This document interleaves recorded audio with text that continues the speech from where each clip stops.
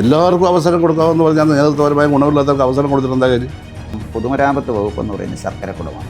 അതിൽ കൈയിട്ട ആളുകളൊക്കെ കൈ നക്കിയിട്ടുള്ളതാണ് നമ്മൾ കണ്ടിട്ടുള്ളത്. കൃത്യമായി ടാർഗറ്റ് ചെയ്ത് അപമാനിക്കാൻ ഒരു ശ്രമം കുറച്ച് കാലമായിട്ട് ആലപ്പുഴ നടക്കുന്നു എന്ന് അനുഭവവും അറിവും ഉള്ളവരെ മൊത്തത്തിൽ പരിഗണിക്കാത്തൊരു സ്ഥിതി കേരളത്തിൽ മൊത്തത്തിൽ അങ്ങനെ. വെടിവെപ്പൊന്നും ഉണ്ടാവില്ല. വെടിവെപ്പ് വേണ്ട സാർ, ജനം വെടിവെച്ചോളൂ. ജനം വെടിവെക്കുന്നത് ബാലറ്റിലൂടെയാണ്. ജില്ലാ സെക്രട്ടറി കണ്ടില്ല എന്ന് പറയുമ്പോഴത് പെട്ടെന്ന് തൊണ്ട തൊടാതെ വിഴുങ്ങാൻ ഇത്തിരി ബുദ്ധിമുട്ടുള്ള കാര്യമാണ്. പക്ഷേ പാർട്ടി അച്ചടക്കമുള്ള ആൾക്കത് പറ്റും. ഞാൻ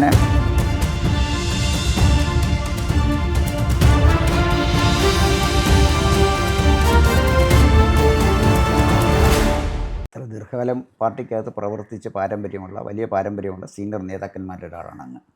2, പൊതുമരാമത്ത് മന്ത്രി എന്ന നിലയിൽ എനിക്കറിയാവുന്ന കൈക്കൂലി വാങ്ങിക്കാത്ത ഏക പൊതുമരാമത്ത് വകുപ്പ് മന്ത്രി എൻ്റെ അറിവിൽ അങ്ങാണ്. കാരണം പൊതുമരാമത്ത് വകുപ്പ് എന്ന് പറയുന്നത് ശർക്കര കുടമാണ്. അതിൽ കൈയിട്ട ആളുകളൊക്കെ കൈ നക്കിയിട്ടുള്ളതാണ് നമ്മൾ കണ്ടിട്ടുള്ളത്. ഇനി അപൂർവമായിട്ട് നല്ല മന്ത്രിമാരുണ്ടോ ഇല്ലെന്ന് എനിക്കറിഞ്ഞിട്ട് എനിക്കറിയാവുന്നൊരു കാര്യം ഞാൻ അങ്ങയോട് സൂചിപ്പിച്ചു എന്ന് മാത്രമേ ഉള്ളൂ. പക്ഷേ അങ്ങേ കൃത്യമായി ടാർഗറ്റ് ചെയ്ത് അപമാനിക്കാൻ ഒരു ശ്രമം കുറച്ച് കാലമായിട്ട് ആലപ്പുഴ നടക്കുന്നു എന്ന് ആലപ്പുഴയിലുള്ള എൻ്റെ സുഹൃത്തുക്കളാണ് പറയുന്നത്. അല്ല പാർട്ടി, അതിനകത്ത് പാർട്ടിക്കാരും ഒക്കെ ഉണ്ടാകാമായിരിക്കാം. സാറിന് കൃത്യമായി അങ്ങേ ടാർഗറ്റ് ചെയ്ത് ചിലരൊക്കെ നീങ്ങുന്നുണ്ട്. ഒരു പക്ഷേ ജില്ലാ കമ്മിറ്റി മെമ്പർ ഇട്ട ഒരു ഫേസ്ബുക്ക് പോസ്റ്റ് ജില്ലാ സെക്രട്ടറി കണ്ടില്ല എന്ന് പറയുമ്പോഴത് പെട്ടെന്ന് തൊണ്ട തൊടാതെ വിഴുങ്ങാൻ ഇത്തിരി ബുദ്ധിമുട്ടുള്ള കാര്യമാണ്. പക്ഷേ പാർട്ടി അച്ചടക്കമുള്ള ആൾക്കത് പറ്റും. ഞാൻ പഴയ പാർട്ടി പ്രവർത്തനം എന്നുള്ള നിലയിൽ എനിക്കത് ചെയ്യേണ്ട ബാധ്യതയൊന്നുമില്ലല്ലോ. അപ്പോൾ എന്തായാലും അങ്ങനെ സംഭവിക്കുന്നുണ്ട്. മറ്റൊരു കാര്യമുള്ളത്, ഇപ്പോൾ തന്നെ ജനുവരിയിൽ നമ്മുടെ NH-66 തീരുകയാണ്. ഈ നാഷണൽ ഹൈവേ 66 ഇത് പൂർണ്ണമായി എത്താൻ അങ്ങ് നടത്തിയ ആദ്യത്തെ ശ്രമങ്ങളൊക്കെ അന്ന് എനിക്കിപ്പോഴും നല്ല ഓർമ്മയുണ്ട്. അങ്ങ് ഗഡ്കരിയെ പോയി കണ്ടതും നാഷണൽ ഹൈവേ അതോറിറ്റി ഓഫ് ഇന്ത്യയുടെ ഉദ്യോഗസ്ഥന്മാരുടെ ഭാഗത്തുണ്ടായ അനാസ്ഥയെക്കുറിച്ച് മന്ത്രിയുടെ ശ്രദ്ധയിൽപ്പെടുത്തിയതും മന്ത്രി അപ്പം തന്നെ നടപടിയെടുത്തതും അതിനുശേഷം അങ്ങ് വന്ന് നടത്തിയ പത്രസമ്മേളനവും ഒക്കെ എനിക്ക് നല്ല ഓർമ്മയുണ്ട്. ഞാനിത് പറയാനുള്ള കാരണം കേരളത്തിലെ പല റോഡുകളും ഉന്നത നിലവാരത്തിലെത്തിക്കുന്നതിന് തുടക്കം കുറിച്ച പൊതുമരാമത്ത് വകുപ്പ് മന്ത്രിയാണ് അങ്ങ്. ആലപ്പുഴയിൽ തന്നെ ഈ കോൺക്രീറ്റ് റോഡുകൾ, പ്രത്യേകിച്ച് ഇവിടുത്തെ ഈ ഭൂമിയുടെ പ്രത്യേകത അനുസരിച്ച് ബിറ്റുമിൻ റോഡ് പറ്റാത്തതുകൊണ്ടായിരിക്കും കോൺക്രീറ്റ് റോഡുകൾ വെച്ചിട്ടുണ്ട്.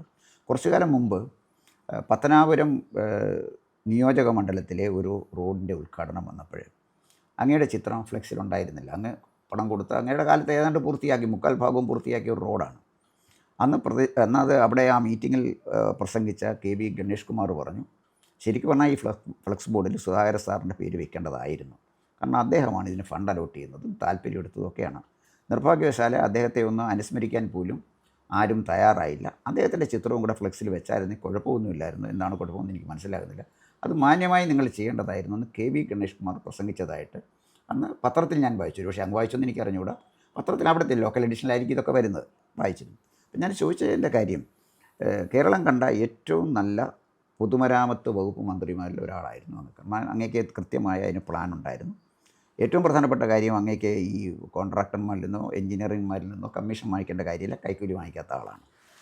പക്ഷേ അത്തരം ചില ബിംബങ്ങളെ മുന്നേ നിർത്തി വേണം കമ്മ്യൂണിസ്റ്റ് പാർട്ടി പോകാൻ. ഇപ്പോൾ തന്നെ അങ്ങ് സൂചിപ്പിച്ചു EMS ഒരു ഐക്കണാണ്, AK നായനാർ ഒരു ഐക്കണാണ്, AK ഗോപാലിൻ്റെ ഒരു ഐക്കണാണ്. അതൊക്കെ കഴിയുമ്പോഴും പാർട്ടിക്ക് അഭിമാനപൂർവ്വം പറയാൻ പറ്റുന്ന ഒരാളാണ് അങ്ങ്.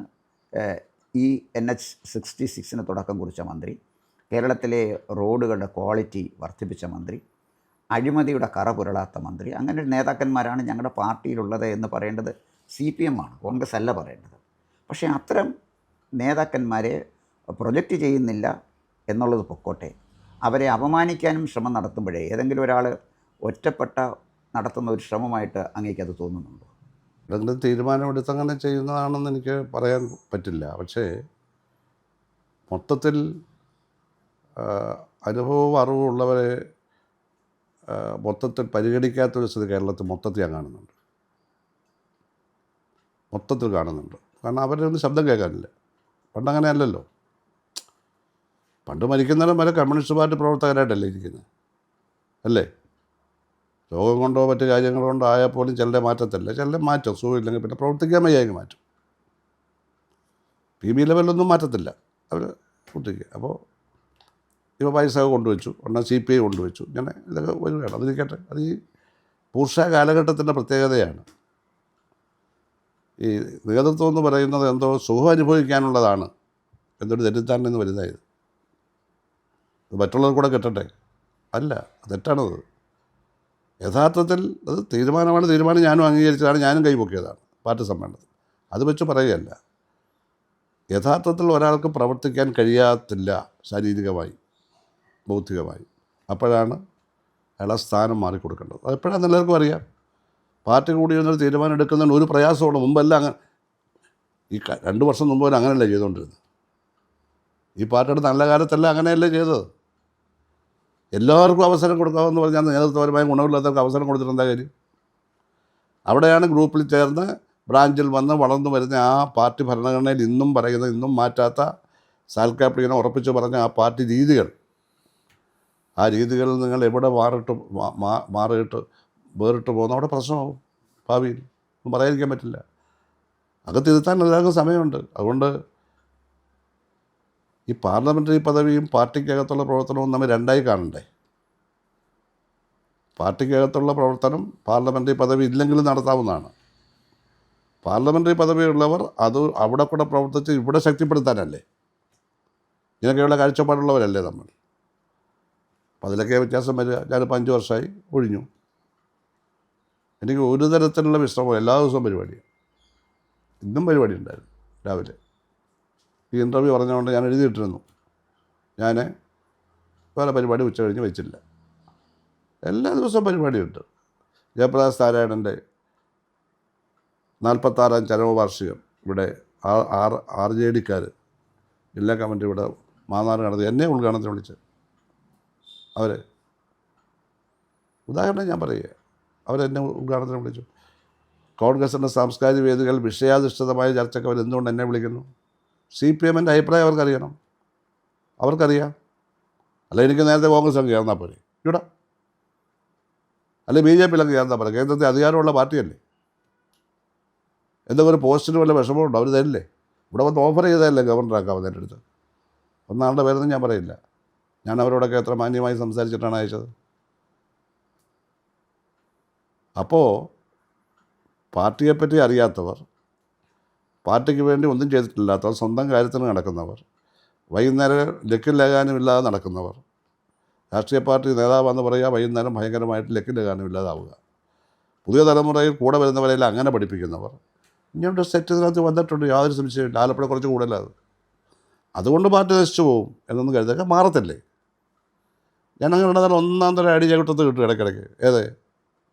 ഇവിടുത്തെ ജനങ്ങൾക്കൊന്നും ഈ മാറ്റമില്ലല്ലോ. ജനമൊന്നും മാറിയിട്ടില്ല, അവരെല്ലാം ഉറച്ചു നിൽക്കുക. പക്ഷേ അവർക്ക് അസംതൃപ്തിയുണ്ട്. ഞാൻ എവിടെ ഇറങ്ങിയാലും, ഒരു കല്യാണത്തിന് പോയാലും, മരണത്തിന് പോയാലും, ചായക്കടയിൽ പോയാലും, എവിടെ പോയാലും ആളുകളൊന്നും, സാറ് മത്സരിക്കണം അടുത്ത തവണ, സാറ് പോയി ഞങ്ങൾക്ക് നഷ്ടമായിപ്പോയി എന്നോട് പറയുകയാണ് അവർ. ഏതെങ്കിലും MLA പറയുന്നുണ്ടോ? ഇപ്പോൾ ഇവിടെ ആലപ്പുഴയിലുള്ള ഏതെങ്കിലും MLA പറയുമോ? ആലപ്പുഴ ജില്ലയുള്ളവർ പറയാം. എന്താ അങ്ങനെ പറയുന്നത്? ഞാൻ മത്സരിക്കണമെന്ന് ചിന്തിച്ചിട്ടില്ല, ആലോചിച്ചിട്ടില്ല. അതല്ല ഞാൻ പറഞ്ഞത്. ആളുകൾ നമ്മളെ ആഗ്രഹിക്കുന്നു ഇപ്പോഴും. ഞാൻ എല്ലായിടത്തും പോയി പ്രവർത്തിക്കുന്നു. പാർട്ടി ജില്ലാ കമ്മിറ്റിയുടെ പ്രവർത്തനമൊന്നും അവർ തരുന്നില്ല. അതെൻ്റെ ഉത്തരവാദിത്തമല്ല. അവിടെ ഞാൻ പോകുന്നില്ല. തന്നതിനെല്ലാം പോയിട്ടുണ്ട്. ഈ കഴിഞ്ഞ വർഷം വരെ പുന്നപ്രവേലാറിൻ്റെ VSന് ശേഷം ആ ദീപശിഖ എന്നെ കൊളുത്താൻ വിളിച്ചിട്ടുള്ളൂ. ഈ നാസർ തന്നെ, ഈ ജില്ലാ സെക്രട്ടറി തന്നെ. ഇപ്പോൾ ഒരാൾ ജില്ലാ കമ്മിറ്റിയിൽപ്പെട്ട ആൾ വൃത്തികേട് പറഞ്ഞിട്ട് മിണ്ടാതിരിക്കുന്ന ഈ നാസറല്ലേ. ഇദ്ദേഹം തന്നെയാണല്ലോ കഴിഞ്ഞ ഒക്ടോബർ 27-ന് VS മരിച്ചതിന് ശേഷം 4 വർഷം മരിച്ചതിന് ശേഷമല്ല, VS സൂവില്ലാതെ വന്നു, പിന്നെ മരിച്ചത് ഇപ്പോഴാണ്. അപ്പോൾ സൂവില്ലാതെ വന്നതിന് ശേഷം ഞാനാണല്ലോ കൊളുത്തിയത്. അപ്പോൾ കാരണം ഇവിടെ സീനിയർ മോസ്റ്റ് ഞാൻ 63 വർഷമായില്ലേ. 1963-ൽ CPI ആയിരുന്നപ്പോഴാണ് ഞാൻ പാർട്ടി മെമ്പർ. 14 എനിക്കന്ന് 14 വയസ്സേ ഉള്ളൂ. അവിഭക്ത പാർട്ടിയുടെ കാലത്ത് ലാസ്റ്റ് ഇയർ. അപ്പോൾ ഞാൻ പള്ളി വന്ന സ്കൂളിലെ ഏറ്റവും നല്ല പ്രസംഗകനും ഉപന്യാസകനും ആയതുകൊണ്ട് അവിടെയുള്ള പാർട്ടി പ്രവർത്തകരെല്ലാം കൂടി എന്നെ ഇതിനകത്ത് ഇട്ടു. എൻ്റെ അച്ഛനാണ് ദേശീയ കോൺഗ്രസ്, അതായത് നല്ല കോൺഗ്രസ്. ദേശീയ കോൺഗ്രസ് വോട്ട് ചെയ്യും, അത്രയേ ഉള്ളൂ. വേറെ പ്രവർത്തനമൊന്നും, അത് ദേശീയ കോൺഗ്രസ് അന്നങ്ങനെ പറയുമല്ലോ. അപ്പോൾ നമ്മളങ്ങനെ, അപ്പോൾ ഇതൊക്കെയാണ് അനുഭവങ്ങൾ. ആ അനുഭവങ്ങൾ നിന്നും പാർട്ടിയുടെ പാളിച്ചകളുണ്ടാവാം. കാരണം ഇവരാരും ഈ പാർട്ടിയെ വളർത്താൻ പോകണില്ല. അതെനിക്ക് നന്നായിട്ട്. അതുകൊണ്ട് ഇവരെ കണ്ടുകൊണ്ടൊന്നും നമ്മൾ ഇറിറ്റേറ്റഡ് ആവുന്നില്ല. ആ ഫൈറ്റ് ചെയ്ത് തന്നെയാണ്. എന്നും ഫൈറ്റാണ്. കമ്മ്യൂണിസ്റ്റ് പാർട്ടിക്കകത്തും ഫൈറ്റ് ചെയ്യണം, വെളിയിലും ഫൈറ്റ് ചെയ്യണം എന്നല്ല ലെനിൻ പഠിപ്പിച്ചത്. ഫൈറ്റ് അകത്തുമുണ്ട് വെളിയിലുമുണ്ട്. പാർട്ടിയെ നേരെയാക്കാൻ അകത്തും വിമർശനവും നടത്തിയ അകത്തും, അതുപോലെ ശത്രുക്കളോടും പോരാടണം. ഇതൊക്കെ അറിയാവുന്നവരാരുണ്ടെന്നിപ്പോൾ? അറിയാവുന്നവരുണ്ടെങ്കിൽ നിയമസഭയിൽ പറയത്തില്ലേ? ഞങ്ങളുടെയൊക്കെ നിയമസഭാ പ്രസംഗം വായിച്ചു നോക്ക്. പത്രക്കാർക്ക് പോലും ഒന്നും കാണണ്ടായിപ്പോൾ. ഞങ്ങളുടെയൊക്കെ ഒന്നാം തരം പ്രത്യയശാസ്ത്രമൊക്കെ പറയും നിയമസഭയ്ക്കകത്ത് പറയും. സമയത്ത് ഞങ്ങളുടെ നാക്കിൽ വരും അത്. അങ്ങനെ നമ്മുടെ രക്തത്തിൽ അലിഞ്ഞ് കിടക്കുകയാണ്. ഒരു ദിവസം അസംബ്ലി കൂടുമ്പോൾ, ഞാൻ ദേവസ്വം മന്ത്രി കൂടിയാണ്, അസംബ്ലി കൂടുമ്പോൾ ഇവിടെ പിന്നെ ഒരു കെ സി ജോസഫ്, കോൺഗ്രസിൻ്റെ senior MLA K C Joseph, വളരെ വലിയക്കാരനായ അയാളാണ്. അപ്പോൾ അയാൾ പറഞ്ഞു, പിന്നെ ദേവസ്വം മിനിസ്റ്റർ അവർ പിന്നെ ഗുരുവായൂരിൽ വികസന പദ്ധതി ഉദ്ഘാടനം ചെയ്യാൻ പോയിട്ട് ഗുരുവായൂർ പിന്നെ തൊഴാതെ പോന്നു. ദേവസ്വം മന്ത്രി സ്ഥാനം തുടരാൻ അർഹതയില്ല, അസംബ്ലി പറയുക. അപ്പോൾ ഗുരുവായൂരിലൊരു വാട്ടർ ടാങ്ക് പണിയണമായിരുന്നു ഭക്തന്മാർക്ക് വേണ്ടി. അപ്പോൾ ഞാൻ തലേ ദിവസം പോയി അവിടെ അവരുടെ ഗസ്റ്റ് ഹൗസിൽ താമസിച്ച്, അവിടെ നല്ല ഗസ്റ്റ് ഹൗസും ക്യാൻറ്റീനൊക്കെ ഉണ്ട്. ഭക്ഷണമൊക്കെ അകത്ത് പോയി എല്ലാം ഉദ്ഘാടനം ചെയ്ത് ഗുരുവായൂരപ്പൻ്റെ മുമ്പ് ഞാൻ പോയി. ഞാൻ തൊഴുതില്ല, ഞാൻ ഇങ്ങനെ നിന്നു. ചിലരുടെ പോലെ ഞാൻ ബഹുമാനപൂർവ്വം നിൽക്കും. ഞാൻ തൊഴുതാൽ ഞാനൊരു കള്ളനാവും. ഞാൻ ഇന്നലെ വരെ തൊഴുതിട്ടില്ല. അപ്പം ഞാൻ അവിടെ പോയി തൊഴുക എന്ന് പറഞ്ഞാൽ അത് ഞാനൊരു കള്ളനാണ്, ഒരു അധികാരം നിലനിർത്താൻ വേണ്ടി ചെല്ല് കാണിക്കത്തില്ലേ? അത് പറ്റത്തില്ല. പക്ഷേ ഞാൻ ബഹുമാനപൂർവ്വമാണ് നിന്നത്, അതെല്ലാവർക്കും കണ്ടാൽ അറിയാം. ഞാൻ തിരിച്ചു പോന്നു. ഇതിനെപ്പറ്റിയാണ് ഇയാൾ പറഞ്ഞത്. അപ്പോൾ ഞാൻ അദ്ദേഹത്തോട് ചോദിച്ചു, ജവഹർലാൽ നെഹ്റു ഏതെങ്കിലും ക്ഷേത്രത്തിൽ പോയിട്ടുണ്ടോ എന്ന് പറയാമോ? അദ്ദേഹം ക്ഷേത്രവിശ്വാസിയല്ലായിരുന്നു. അതുകൊണ്ട് ഈ രാജ്യത്തെ ഏറ്റവും പ്രശസ്തനായ പ്രൈം മിനിസ്റ്റർ അദ്ദേഹം അല്ലേ, കോൺഗ്രസിൻ്റെ സമ്പന്ന നേതാവല്ലേ? അല്ലെന്ന് പറയാൻ പറ്റുമോ? അതെന്താ? ആ പാർട്ടിയിൽപ്പെട്ട നിങ്ങളെന്താ ഞാൻ ചോദിക്കാൻ കാരണം? പിന്നെ മഹാത്മാഗാന്ധി ഈശ്വരവിശ്വാസിയാണ്, പക്ഷേ ക്ഷേത്രത്തിൽ പോയി തൊഴുതിട്ടുണ്ടോ? ഇല്ല. വൈക്കത്ത് പോയാലും ക്ഷേത്രത്തിൽ തൊഴുതില്ല അദ്ദേഹം. അതിൻ്റെ ശില്പകല കണ്ട് കേരളീയ ക്ഷേത്രങ്ങളുടെ ശില്പകലയെ ശ്ലാഘിച്ച് സംസാരിക്കുകയുണ്ടായത്. കൂടുതൽ ഞാൻ പറയുന്നത് 2 ഉദാഹരണം പറഞ്ഞു. ആ പാർട്ടിയിലാണോ നിങ്ങൾ? ഉടനെ ഒരു രണ്ടത്താണി മുസ്ലിം നമ്മുടെ എഴുന്നേറ്റ് നിന്നിട്ട്, സാറ് രാജിവെക്കണം, എഴുന്നേറ്റ് എന്നങ്ങ് പറഞ്ഞു. കാരണം അങ്ങനെ ടൈപ്പ് നമ്മൾ ഇരിക്കുക. അപ്പോൾ നിങ്ങൾ ഏത് പാർട്ടിയാണ്? ഞാൻ മുസ്ലിം ലീഗ്. ആണോ? നിങ്ങളെ നാളെ ആ പാർട്ടിയിൽ നിന്ന് പുറത്താക്കും. അതെന്താ? ഞാൻ പറഞ്ഞത്, നിങ്ങൾ പറഞ്ഞത് ഞാൻ വിഗ്രഹത്തെ പൂജിക്കണമെന്നല്ലേ. മുസ്ലിമിന് വിഗ്രഹാരാധന ഉണ്ടോ? നിങ്ങൾ എന്തോന്ന് മുസ്ലിമാണോ എന്ന് ഞാൻ ചോദിച്ചു. താൻ എന്ത് മുസ്ലിമാടോ? തന്നെ പുറത്താക്കും അവർ. വിഗ്രഹാരാധന ഉണ്ടോ? നിങ്ങൾക്ക് വല്ല കാര്യമുണ്ടോ ഇതിൽ കയറി ഇടപെട്ടിട്ട്? ഇത് രാഷ്ട്രീയ പ്രശ്നമാണോ? അപ്പോൾ ഇങ്ങനെയൊക്കെയുള്ള നിലപാടുകൾ വരുമ്പോൾ അറിയാം എന്ത് പറയണമെന്ന്. ഈ രണ്ടത്താണ് പിന്നെ എന്നോട് പറഞ്ഞിട്ടുണ്ട്, മലപ്പുറത്തങ്ങ് വന്നത് പറയല്ലേ എന്ന്. ഞാൻ പറഞ്ഞിട്ടേ ഇല്ല, സത്യമായിട്ടും പറഞ്ഞിട്ടില്ല. അബ്ദുറഹ്മാനുണ്ട്, നല്ല സുഹൃത്തായിരുന്നു. പക്ഷേ അവർക്കറിവില്ല. ഒരു രാഷ്ട്രീയ മുതലെടുപ്പിന് വേണ്ടി ജോസഫ് ചോദിക്കുകയാണ്, അയാൾക്ക് തിരിച്ചടി കിട്ടി. അപ്പോൾ തിരിച്ചടിക്കാൻ നമുക്കറിയാം, അത് നമ്മുടെ നാവിൽ വരും. അപ്പോൾ മുൻകൂട്ടി എഴുതി വെച്ചിട്ടൊന്നും അല്ലല്ലോ. അങ്ങനെയൊക്കെയാണ് നിയമസഭയിൽ ഞങ്ങൾ ഇരുന്നത്. അന്ന് എന്താ സ്വപ്ന സുരേഷിൻ്റെ സ്വർണ്ണക്കടത്ത് പ്രശ്നം എന്തുമായിരുന്നു? കത്ത് തന്ന കാലം. അന്ന് ഞാൻ മിനിസ്റ്ററാണ്. മുഖ്യമന്ത്രി ചീഫ് മിനിസ്റ്റർ പിണറായി അല്ലേ? കഴിഞ്ഞ ഗവൺമെൻറ് കാര്യത്തല്ലേ? അത് പിണറായി ആക്രമിക്കുകയാണ്, ഭയങ്കര ആക്രമണമല്ലേ. തന്നെ വല്ലാതെയായി ആക്രമിച്ച് വശം കെട്ടു. അപ്പോൾ അദ്ദേഹം വശം കെട്ടും നല്ല വല്ലാതെയായി. അപ്പോൾ എൻ്റെ അടുത്ത് RS ബാബു എന്നൊരാളുണ്ട്, ദേശാഭിമാനിയുടെ ബ്യൂറോ ചീഫൊക്കെ ആയിട്ട് പ്രവർത്തിച്ചാണ് കൊല്ലത്തും പിന്നെ ട്രിവാൻഡ്രത്തൊക്കെ ഉണ്ട്. ഇതിപ്പോൾ അദ്ദേഹം പ്രസ് അക്കാഡമിയുടെ ചെയർമാനാണ്. ഇപ്പോൾ LDF എപ്പോൾ വന്നാലും പുള്ളി പ്രസ് അക്കാഡമി ചെയർമാനാണ്, കൊല്ലത്തുകാരനാണ്. ഞാൻ പോസ്റ്റ് ഗ്രാജുവേഷൻ കൊല്ലത്ത് പഠിക്കുമ്പോൾ SFയുടെ സംസ്ഥാന പ്രസിഡൻ്റൊക്കെ ആയിരിക്കുമ്പോൾ ഇയാൾ പ്രീഡിഗ്രിക്ക് പഠിക്കുക കോളേജിൽ. കടപ്പാക്കട അവിടെ ജ്യേഷ്ഠൻ ജനയുഗത്ത് ജോലിയാണ്. ഇതിനകത്തോട് ചേർന്ന് അവർ താമസിക്കുന്നത്. ഞാൻ അവിടെയൊക്കെ പോകുമായിരുന്നു. അപ്പോൾ അയാളുടെ വീട്ടിൽ വന്ന എൻ്റെ ഔദ്യോഗിക വസതിയിലാണ്, പിണറായി മുഖ്യമന്ത്രിയുടെ വീടിനോട് ചേർന്നാണ് എനിക്ക് അലോട്ട് ചെയ്തത്. അത് അദ്ദേഹത്തിൻ്റെ ഭിത്തി, ഇത് നമ്മുടെ ഭിത്തി. അപ്പോൾ അവിടെ വന്നിട്ട് പറഞ്ഞു, പിണറായി സാഹിബിനെ മുഖ്യമന്ത്രി എല്ലാവരും കൂടെ ആക്രമിക്കുകയാണ് ഈ പ്രതിപക്ഷം. അപ്പോൾ അതിന് മറുപടി പറയണം ആരെങ്കിലും. അത് സുധാകരൻ സാർ പറഞ്ഞാലേ ശരിയാവുമെന്നാണ് എല്ലാവരുടെയും ഒരു വിശ്വാസം. എന്നെ വിളിച്ച് പറഞ്ഞാൽ പറയാം, ഞാൻ പറയുമായിരുന്നല്ലോ എന്ന് പറഞ്ഞു. ഞാൻ അടുത്ത ദിവസം ഇപ്പോഴത്തേക്ക് ഞാനെല്ലാം പ്രിപ്പയർ ചെയ്തിരുന്നു, കംപ്ലീറ്റ് പ്രിപ്പയർ ചെയ്തു. ഞാൻ എഴുതിയാൽ എനിക്ക് വായിക്കാനൊക്കെ അതുകൊണ്ട് എൻ്റെ വൈഫിനെ കൊണ്ടാണ് ഞാൻ പകർത്തി എഴുതിച്ചത്. 35 ചെറിയ ഷീറ്റ് 35 പേജുണ്ടായിരുന്നു മാറ്റർ. അപ്പോൾ ഇതിടയ്ക്ക് നോക്കണമല്ലോ, ഞാൻ എഴുതി എനിക്ക് വായിക്കാനൊക്കില്ല. അപ്പോൾ 1.5 മണിക്കൂറുണ്ട് പത്രസമ്മേളനം.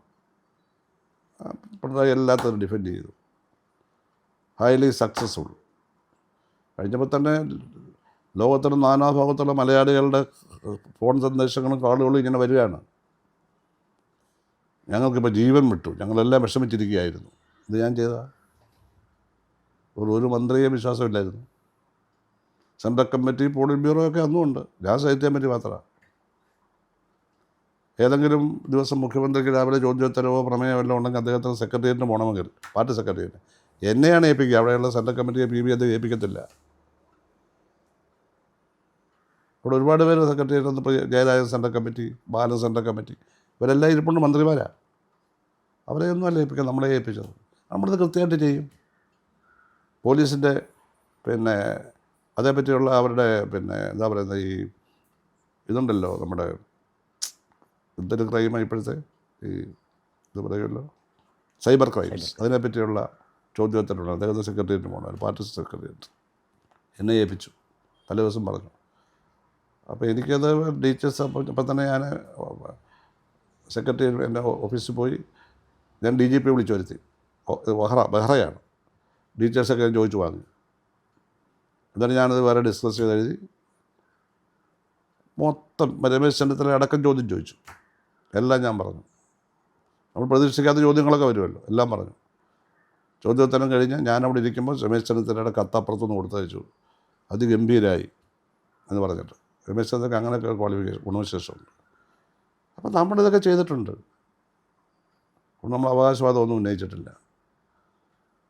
അപ്പോൾ ആരെങ്കിലും കുറച്ച് പേര് ചേർന്ന് നിങ്ങളൊരു കള്ളപ്പരാതി എഴുതി അയച്ചു. ഇവിടുത്തെ MLA സലാമാണ് കള്ളപ്പരാതി എഴുതി അയച്ചത്. ഞാനൊന്നും ചെയ്തില്ല. അത് ഞാൻ ആലോചിച്ചു. ഞാനത് റിവ്യൂ റിപ്പോർട്ടൊക്കെ എടുത്ത് നോക്കി. ഇവിടെ ഇരിപ്പുണ്ട് എൻ്റെ കയ്യിൽ. എൻ്റെ പ്രവർത്തനം കൊണ്ട് മാത്രമാണ് ജയിച്ചതെന്നാണ് ഇവിടുത്തെ ഇലക്ഷൻ മണ്ഡലം കമ്മിറ്റിയുടെയും ജില്ലാ കമ്മിറ്റിയുടെയും വിലയിരുത്തൽ. അച്ചടിച്ച് എൻ്റെ ഇരിക്കുക. ഇതിരുന്നപ്പോഴാണ് നമ്മുടെ കരീമിൻ്റെ അന്വേഷണം. അയാൾക്ക് എന്താ ഇവിടെ ആണെന്ന് വല്ല വിവരമുണ്ടോ ഈ കരീമിന്? ഇപ്പോൾ 1.5 ലക്ഷത്തിന് തോറ്റില്ലേ അവിടെ? ബഹുജന പിന്തുണ കണ്ടല്ലോ. ഇവിടെ വന്ന് അന്വേഷണം, അങ്ങനെ അന്വേഷണം നടത്തിയതൊന്നും ഞാൻ പറയുന്നില്ല. എന്തായാലും സ്റ്റേറ്റ് കമ്മിറ്റി അത് ചർച്ച ചെയ്തിട്ട് ആ റിപ്പോർട്ടിനെ പിന്തുണയ്ക്ക് അവിടെ നിന്ന് ആരെയും കിട്ടി, ഒരാളെ പോലും കിട്ടി. എനിക്ക് അത്ഭുതം തോന്നി. ഞാൻ മാത്രം സംസാരിച്ചു. പിന്നെ ഇവിടെ നിന്നുള്ള 3-4 സ്റ്റേറ്റ് കമ്മിറ്റി മെമ്പർമാരും അല്പം സംസാരിച്ചു. ഞാനാണ് മെയിനായിട്ട് സംസാരിച്ചത്. ഒന്നുമില്ല, അവസാനം ഒരു താക്കീത് ചെയ്തു, ശ്രദ്ധിക്കണം, ഞങ്ങളുടെ ആക്ഷേപമൊന്നും ഉയർന്നു വരാൻ ഇടവരരുത്. നമ്മൾ എന്തെങ്കിലും കുഴപ്പം കാണിച്ചതായിട്ട് ഒന്നും അവിടെ ആരും പറഞ്ഞില്ല. ഇതൊക്കെ ചെയ്ത് അവമാനിച്ചു. കാരണം ഞാൻ പാർട്ടിക്ക് വേണ്ടി സഹാക്കളെ ജയിപ്പിച്ചതല്ലാതെ എൻ്റെ ജീവിതത്തിൽ ഇങ്ങനെ പരിപാടി ഇല്ല, എല്ലാവർക്കും അറിയാവുന്നതാണ്. അപ്പോൾ ഒരു ഗൂഢാലോചന നടന്നു. ഗൂഢാലോചന നടത്തിയത് ഇവിടെ ഉള്ളവർ തന്നെയാണ്. അതിൽ ഒരാൾ മന്ത്രിയായി, ഒരാൾ MLA ആയി, ഒരാൾ മത്സരിച്ചിട്ട് ജയിച്ചില്ല. അങ്ങനെ 3-4 പേര്.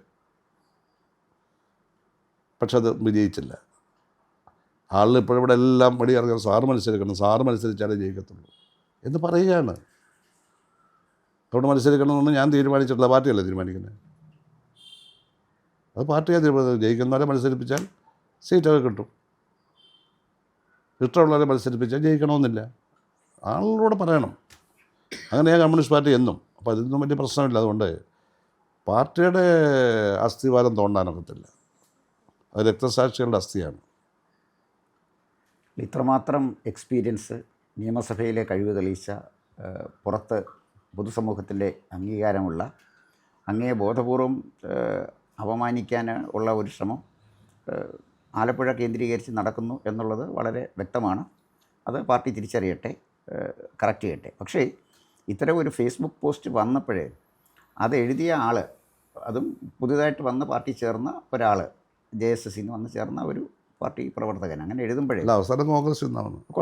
അപ്പോൾ JSSൽ നിന്ന് കോൺഗ്രസിൽ പോയി, കോൺഗ്രസിൽ നിന്ന് CPM വന്ന ആൾ ജില്ലാ കമ്മിറ്റിയിൽ വന്നു എന്ന് പറഞ്ഞ് എനിക്ക് അത്ഭുതം തോന്നുന്നു. കാരണം ഞാൻ കമ്മ്യൂണിസ്റ്റ് പാർട്ടി പ്രവർത്തിക്കുമ്പോഴേ ഗ്രൂപ്പിലായിരുന്നു, പിന്നെ കാൻഡിഡേറ്റ് മെമ്പറായി, പിന്നെ ബ്രാഞ്ച് മെമ്പറായി. അങ്ങനെ ഞാൻ വന്നത് അന്ന് എല്ലാവരും അങ്ങനെ അല്ല സാറേ, ഞാൻ പറഞ്ഞു വന്നത്. അപ്പോൾ ഏരിയ കമ്മിറ്റി എന്നൊക്കെ പറഞ്ഞാൽ വലിയൊരു ഒരുപാട് നാളുകൾ എടുത്തെങ്കിലേ ഏരിയ കമ്മിറ്റി വരാൻ പറ്റുള്ളൂ. അപ്പോൾ സാർ എന്നെക്കാളൊക്കെ എത്രയോ കൂടുതൽ കാലം കമ്മ്യൂണിസ്റ്റ് പാർട്ടി പ്രവർത്തിച്ചതെല്ലാം മേഖലയിലിരുന്ന ഒരാളാണ്. അപ്പോൾ പാർട്ടിക്ക് വേണ്ടി ത്യാഗോജ്വലമായ ജീവിതം നയിച്ച ആൾ, സംശുദ്ധമായ ജീവിതം നയിച്ച ആളുകളോടൊക്കെ ഇത്തരത്തിൽ പാർട്ടി പെരുമാറുമ്പോൾ അവരെ സ്പോൺസർ ചെയ്യാൻ കമ്മ്യൂണിസ്റ്റ് പാർട്ടിയിൽ അങ്ങനെ സ്പോൺസർ ചെയ്യാൻ ഒരാളില്ലെങ്കിൽ അങ്ങേപ്പോലെ ഒരാളെ ക്രൂശിക്കാൻ കഴിയും എന്ന് ക്രൂശിക്കാൻ ശ്രമിക്കാൻ കഴിയും. ക്രൂശിക്കാൻ പറ്റില്ല, കാരണം അങ്ങ് ജനങ്ങളുടെ ഇടയിൽ ജീവിക്കുന്ന ആളാണ്. ലെനിനാണ് പറഞ്ഞെന്ന് തോന്നുന്നു, നല്ല കമ്മ്യൂണിസ്റ്റുകാരൻ പൊതുപ്രവർത്തകൻ ജലത്തിൽ മത്സ്യത്തെ പോലെ ജീവിക്കണമെന്ന്. അതുകൊണ്ടാണ് മാവോ അതുകൊണ്ടാണ് അങ്ങയുടെ വന്ന് മത്സരിക്കണമെന്ന് പറയുന്നതിൻ്റെ കാരണം അതൊക്കെ. ജനങ്ങളുടെ ഇടയിൽ നിൽക്കുന്ന ആൾ അങ്ങേ ആളുകൾ ഇഷ്ടപ്പെടുന്നത് പിന്നെ അങ്ങയുടെ വ്യക്തിത്വം കൊണ്ടാണ്. പൊളിറ്റിക്കൽ പാർട്ടിയുടെ മാത്രമായി വോട്ട് ചെയ്യാനാണെങ്കിൽ ഇവിടുത്തെ പാർട്ടി മെമ്പർമാർ മാത്രം വോട്ട് ചെയ്താൽ അങ്ങേക്ക് ജയിക്കാൻ പറ്റില്ല. അപ്പം പൊതുസമൂഹം അംഗീകരിക്കുന്ന അങ്ങേ ക്രൂശിക്കാൻ ശ്രമം നടത്തുന്നുണ്ട് എന്നുള്ള ഒരു കാര്യം വാസ്തവമാണ്. അങ്ങ് ഇപ്പം എളമരം കരീമിൻ്റെ കാര്യം പറഞ്ഞു. എളമരം കരീം ആദ്യം നിൽക്കുമ്പോൾ അദ്ദേഹം എളമരം കരീമായിരുന്നു. ഇപ്രാവശ്യം അദ്ദേഹം വന്നപ്പോൾ കരീംകായായി. അദ്ദേഹം കരീംകായായിട്ട് ഒരു ഒരു രൂപാന്തരം വന്നപ്പോഴാണ് 1.5 ലക്ഷം വോട്ടിന് തോക്കേണ്ടി വന്നത്. ഇതൊക്കെ പാർട്ടിക്ക് പൊതുജനങ്ങളിൽ നിന്ന് കിട്ടുന്ന ചില ഫീഡ്ബാക്കാണ്, അത് മനസ്സിലാക്കുന്നില്ല. മറ്റൊരു കാര്യം എനിക്ക് അങ്ങോട്ട് ചോദിക്കാനുള്ളത്, 2006 ഐഷ പോറ്റിയെ MM മോനായി ദൈവനാമത്തിൽ സത്യപ്രതിജ്ഞ ചെയ്തു എന്ന കാര്യത്തിലാണ് അവരെ ബാൻ ചെയ്തത്. പിന്നെ അവർക്ക് മത്സരിക്കാൻ സീറ്റും കൊടുത്തില്ല. 2005 പമ്പ മണപ്പുറത്ത് മഹാസംഗമം കൂടി അയ്യപ്പൻ്റെ വിഗ്രഹം മുഖ്യമന്ത്രി തന്നെ ഏറ്റുവാങ്ങുന്നു. അപ്പോൾ പാർട്ടിക്കകത്തുണ്ടായ ഒരു മാറ്റം, നല്ലതോ ചീത്തയോ എന്ന് കാലമാണ് എഴുതേണ്ടത്, പക്ഷേ മാറിക്കൊണ്ടിരിക്കുകയാണ്. തീർച്ചയായിട്ടും അങ്ങേപ്പോലെ ഒരാളിനെ അംഗീകരിക്കാൻ ഈ പാർട്ടി പ്രവർത്തിച്ച് പാരമ്പര്യമുള്ളവർക്ക് കഴിയുന്നില്ല എങ്കിൽ CPM എങ്ങോട്ടാണ് പോകുന്നത് എന്ന് ഒരു കഴിഞ്ഞകാല പ്രവർത്തനം എന്നുള്ള നിലയിൽ എനിക്ക് ആകാംക്ഷയുണ്ട്. തീർച്ചയായിട്ടും അങ്ങ് ജനങ്ങളുടെ ഇടയിൽ നിൽക്കുന്ന ആളാണ്, ആരോഗ്യമുണ്ട്, കഴിവുണ്ട്, അതുപോലെ തന്നെ പ്രവർത്തിക്കാൻ സന്നദ്ധതയുമുള്ള അങ്ങേക്ക് കൂടുതൽ പ്രവർത്തിക്കാനും ജനങ്ങളെ സേവിക്കാനും നാടിന് അങ്ങയിലൂടെ പ്രയോജനം കിട്ടാനും കഴിയട്ടെ എന്നാണ് ഞങ്ങളുടെ പ്രാർത്ഥന. ഞാനിത് പറയുമ്പോൾ അങ്ങ് പൊതുമരാമത്ത് മന്ത്രിയായിരുന്ന ഒരു കാലഘട്ടം എനിക്ക് നല്ല ഓർമ്മയുണ്ട്. അതിന് ഞാൻ അടിവരയിട്ട് പറയാനുള്ള കാരണം, എൻ്റെ അടുത്ത ബന്ധു PWDയിലെ എക്സിക്യൂട്ടീവ് എഞ്ചിനീയറായിരുന്നു. അദ്ദേഹം ദീർഘകാലം ഓരോ മന്ത്രിസഭ മാറുമ്പോഴും മന്ത്രിമാർക്ക് കൊണ്ട് കൈക്കൂലി വാങ്ങിച്ച്, അദ്ദേഹം അത്യാവശ്യം കൈക്കൂലി വാങ്ങിക്കുന്ന ആളാണ്, അതുകൊണ്ടാണല്ലോ ഈ നല്ല സ്ഥലത്തേക്ക് പോകുന്നത്, അത്യാവശ്യം നല്ല വർക്കുള്ള സ്ഥലത്തേക്ക് പോകുന്നത് ഞാൻ കോളേജിൽ പഠിക്കുമ്പോൾ തൊട്ട് കണ്ടിട്ടുള്ളൊരു കാര്യം. അപ്പം ഇതൊരു ഗോൾഡ് മൈനാണെന്ന് എനിക്കറിയാം ഈ PWD. അതുകൊണ്ട് തന്നെ എൻ്റെ ഈ ബന്ധു ഉള്ളതുകൊണ്ട് ഞാൻ പ്രത്യേകിച്ച് PWD ഒക്കെ ശ്രദ്ധിക്കാറുണ്ടായിരുന്നു. അപ്പോൾ പക്ഷേ PWD മന്ത്രിമാരിൽ ഗംഭീരമായിട്ട് അങ്ങേക്ക് ആ വകുപ്പ് കൈകാര്യം ചെയ്യാൻ കഴിഞ്ഞു. ഞാൻ ആലപ്പുഴക്കാരനല്ല, വളരെ അകലെയുള്ള ഒരാളാണ്, ഇപ്പോൾ പാർട്ടി പ്രവർത്തനം ഇല്ലാത്ത ആൾ, ഒരു മീഡിയ പ്രവർത്തകൻ മാത്രമാണ്. എന്തായാലും ശരി, അങ്ങേക്ക് ദീർഘകാലം കേരളത്തിലെ പൊതുരംഗത്ത്, ഞാൻ ആലപ്പുഴ എന്ന ബോധപൂർവം പറയുന്നില്ല, കേരളത്തിൻ്റെ പൊതുസമൂഹത്തെ സേവിക്കാൻ ഞാൻ ഈശ്വരവിശ്വാസിയാണ്. അങ്ങ് ഒരുപക്ഷെ അതായിരിക്കത്തില്ല. ഞാൻ കടുത്ത ഈശ്വരവിശ്വാസി, കമ്മ്യൂണിസ്റ്റ് പാർട്ടി പ്രവർത്തിക്കുമ്പോഴും ഞാൻ ഈശ്വരവിശ്വാസിയാണ്. അന്ന് പ്രവർത്തിക്കുമ്പോഴും ഞാൻ ഞങ്ങളുടെ അടുത്തുള്ള ക്ഷേത്രത്തിൽ പോയി തൊഴുന്നത് കൊണ്ട് എൻ്റെ പേരിൽ നടപടിയെടുക്കണം എന്ന് ഒരാൾ അന്ന് പറഞ്ഞു. അല്ല, ഈശ്വരൻ എന്ന് പറഞ്ഞാൽ ടാഗോർ ഗീതാഞ്ജലി പറഞ്ഞാൽ ഈശ്വരനെ ഞാൻ അംഗീകരിക്കണം. അപ്പോൾ അതിൻ്റെ രസം, അപ്പോൾ ഞാൻ അവിടെ പോയി തൊഴുന്നതിന് പരാതി പറഞ്ഞ് എൻ്റെ പേരിൽ നടപടിയെടുക്കണമെന്ന് പറഞ്ഞ സഖാവിനെ ഒരു 6-7 കൊല്ലം കഴിഞ്ഞ് ഈ അടുത്ത സമയത്ത് ഞാൻ അമ്പലത്തിൽ ചെന്നപ്പോൾ അതാ അവിടെ ഭാഗവതം വായിക്കുന്നു. അപ്പോൾ പാർട്ടിയുടെ ഞാൻ പറഞ്ഞത് പിന്നെ മെമ്പർമാരിലുണ്ടായ ഒരു മാറ്റത്തെക്കുറിച്ചാണ് ഞാൻ പറയുന്നത്. എന്തായാലും ശരി, ഈ വരട്ട് തത്വവാദത്തിൽ ഉറച്ചു നിൽക്കുന്നവരെ, സീനിയറായ നേതാക്കന്മാരുടെ ത്യാഗോജ്വലമായ ജീവിതത്തെ കാണാൻ കഴിയാതെ പോകുന്ന ആളുകൾ, അവരെ അംഗീകരിക്കാൻ കഴിയാതെ പോകുന്ന ആളുകൾ, അംഗീകരിച്ചില്ലെങ്കിലും അപമാനിക്കാൻ ശ്രമിക്കുന്ന ആളുകൾ, അവർ ആണ് ഈ പ്രസ്ഥാനവുമായി മുന്നോട്ട് പോകുന്നതെങ്കിൽ ഈ പ്രസ്ഥാനം എങ്ങോട്ട് പോകുമെന്ന് ഞാൻ വീണ്ടും ആവർത്തിച്ച് പറയാം. ഒരു പഴയ കമ്മ്യൂണിസ്റ്റുകാരൻ എന്നുള്ള നിലയിൽ എനിക്ക് ആകാംക്ഷയുണ്ട്. കമ്മ്യൂണിസ്റ്റ് പാർട്ടി കേരളത്തിൽ നിലനിൽക്കേണ്ടത് ഒരാവശ്യമാണെന്ന് കരുതുന്ന ഒരാളാണ് ഞാൻ, പൗരൻ എന്നുള്ള നിലയിൽ. ഇപ്പോൾ ഒരു കമ്മ്യൂണിസ്റ്റ് പാർട്ടി പ്രവർത്തകനായിട്ടല്ല, ഒരു പൗരൻ എന്നുള്ള നിലയിൽ അത് ആവശ്യമാണ്. കാരണം നമ്മുടെ രാജ്യത്തെ അധ്വാനിക്കുന്നവർക്ക് വേണ്ടിയൊക്കെയുള്ള ഒരു പ്രസ്ഥാനം എന്നുള്ള നിലയിൽ നിൽക്കണമെന്ന് ആഗ്രഹിക്കുന്നു. പക്ഷേ ശുഭസൂചകമായ വാർത്തകളല്ല ആലപ്പുഴയിൽ നിന്ന് വരുന്നത്. ഒരു രാഷ്ട്രീയ നിരീക്ഷകൻ എന്നുള്ള നിലയിൽ എനിക്ക് തോന്നുന്നത്, ഞാൻ ആലപ്പുഴ ജില്ലക്കാരനല്ല, ആലപ്പുഴ ഒരു പക്ഷേ നാളെ കേരളത്തിൽ വരാൻ പോകുന്ന നന്ദിഗ്രാമിൻ്റെയോ സിംഗൂരിൻ്റെയോ സൂചനയായി ഒരു രാഷ്ട്രീയ നിരീക്ഷകൻ എന്നുള്ള നിലയിൽ എനിക്ക് തോന്നുന്നു അങ്ങനെ ഇതൊരു പൊളിറ്റിക്കൽ വെടിവെപ്പ് വേണ്ട സാർ, ജനം വെടിവെച്ചോളൂ. ജനം വെടിവെക്കുന്നത് ബാലറ്റിലൂടെയാണ്. അപ്പോൾ ബാലറ്റിലൂടെ ജനത്തിൻ്റെ വെടിയേറ്റ് വീരചരമം പ്രാപിക്കുന്ന ഒട്ടേറെ ആളുകളെ 2026 ഉണ്ടാകുമോ എന്ന് സംശയം എനിക്കുണ്ട്. എന്നാലും ശരി, നമുക്ക് കാത്തിരുന്ന് കാണാം. അങ്ങ് വളരെ തിരക്കിനിടയിൽ ഇത്ര വിശദമായ ഒരു ഇൻ്റർവ്യൂ തന്നതിൽ എനിക്ക് സന്തോഷമുണ്ട്. അങ്ങേ രാഷ്ട്രീയ നേതാവ് എന്നുള്ള നിലയിൽ ബഹുമാനിക്കുന്ന ഒരാളാണ്. അങ്ങയുടെ കവിത വായിക്കുന്ന ഒരാളാണ്. ഈ കവി പിന്നെ ഫിലോസഫർമാർ രാജാക്കന്മാരായും രാജാക്കന്മാർ ഫിലോസഫർമാരായിട്ട് മാറുന്നതിനെക്കുറിച്ച് പറയുന്നുണ്ട്. അപ്പോൾ കവികൾ ജനാധിപത്യത്തിൽ മന്ത്രിയാകുന്നത് നല്ലതാണ്. കാരണം ആർദ്രമായൊരു മനസ്സുണ്ടല്ലോ. തീർച്ചയായിട്ടും അങ്ങേക്ക് എല്ലാ ഐശ്വര്യവും ആയുസ്സും പ്രവർത്തിക്കാനുള്ള കർമ്മഭൂമിയും തന്ന് അങ്ങേ ഈശ്വരൻ അനുഗ്രഹിക്കട്ടെ ഞാൻ പ്രാർത്ഥിക്കുന്നു. ജനഭൂമിക്ക് ഇങ്ങനെ ഒരു അവസരം തന്നതിൽ എനിക്ക് വളരെയധികം നന്ദിയും കടപ്പാടുമുണ്ട്. നമസ്കാരം. നമസ്കാരം. കൂടുതൽ വാർത്തകളും വിശേഷങ്ങളും നേരിട്ട് ലഭിക്കാൻ ജനങ്ങളിൽ നിന്ന് ജനങ്ങളിലേക്ക് ജനഭൂമി ന്യൂസ് സബ്സ്ക്രൈബ് ചെയ്യൂ. ബെൽ ബട്ടൺ അമർത്താനും മറക്കരുത്.